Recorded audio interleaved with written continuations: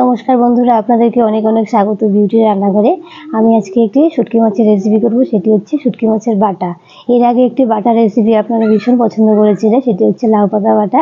তাই আজকে করব শুটকি মাছের বাটা। তো শুটকি মাছের বাটা কী করে করি আপনারা দেখুন, ভীষণ ভালো লাগবে।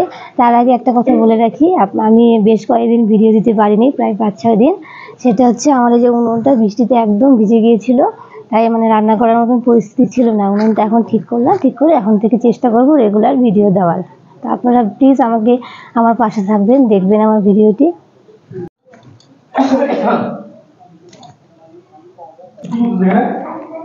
এই যে বন্ধুরা, এই যে শুটকি মাছগুলো ছোট ছোট করে কেটে নেব, এমন করে কেটে নেব ছোট ছোট করে কেটে। তারপরে কি করি দেখতে থাকুন, ভিডিওটি প্রথম থেকে শেষ পর্যন্ত দেখবেন, ভীষণ ভালো লাগবে। এই যে বন্ধুরা, উনুনটা ধরিয়ে নিয়েছি। দেখুন উনুনটা এখনো ভীষণ কাঁচা, এখনো জল জল করছে। জানি না উনুনটা কিরকম জ্বলবে, তাও যে উনুন ধরিয়ে কড়াই বসিয়ে দিলাম।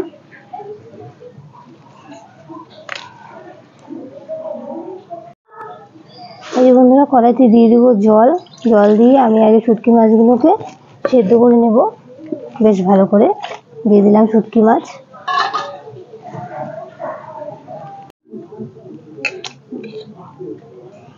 এই যে বন্ধুরা, শুটকি মাছগুলো আমি ভালো করে সেদ্ধ করে নিয়েছি, নামিয়ে নেব, হয়ে গেছে।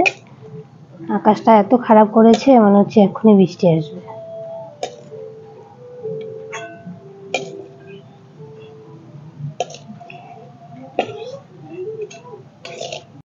এই যে বন্ধুরা, শুটকি মাছগুলো ভালো করে জল দিয়ে বারবার করে ধুয়ে নিতে হবে, নাহলে শুটকি মাছে কিন্তু অনেক বালি থাকে। আর এটা তো যে লোটে শুটকি, খুব ভালো করে ধুতে হবে জল দিয়ে।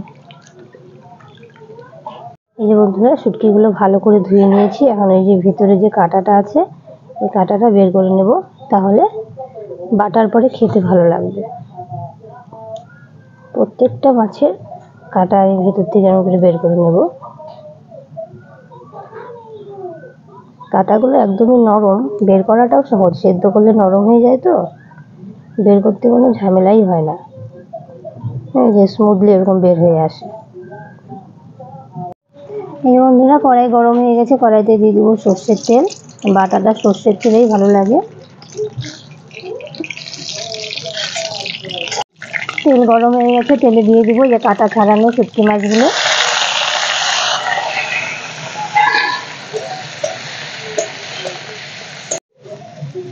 শুটকি মাছের ওপরে দিয়ে দিব পরিমাণ মতো লবণ, আর দেব হলুদ গুঁড়ো।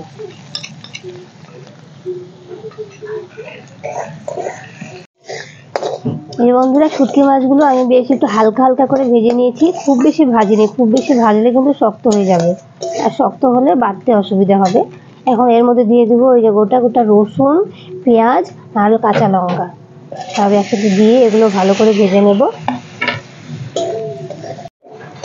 এই যে বন্ধুরা, বৃষ্টি নেমে গেছে, আর আমারও এটা শুটকি মাছটা ভাজা ভাজা হয়ে গেছে। এখন নামিয়ে নেব। প্রায় জোরেই বৃষ্টি নেমে গেছে, বৃষ্টির মধ্যেই আমি করছি। এই যে বন্ধুরা, এই যে সব শুটকি মাছের এগুলো ভাজাগুলো আমি এখন পাটায় বেটে নেব, সুন্দর করে মিহি করে বাটবো। আপনারা দেখুন দেখুন, প্রচণ্ড জোরে বৃষ্টি নেমে গেছে, আমি তবুও করেই যাচ্ছি, না করলে তো ভিডিওটা অর্ধেক থেকে যাবে না। বেটে নেবো এখন এগুলো।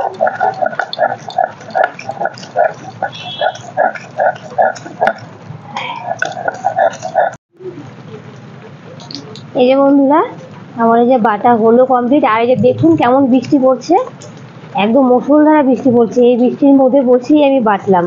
তো আপনারা দেখলেন তো কেমন করে বাটাটা করলাম। আপনাদের যদি ভিডিওটি ভালো লাগে তাহলে প্লিজ একটা লাইক কমেন্ট শেয়ার করে আমার পাশে থাকবেন।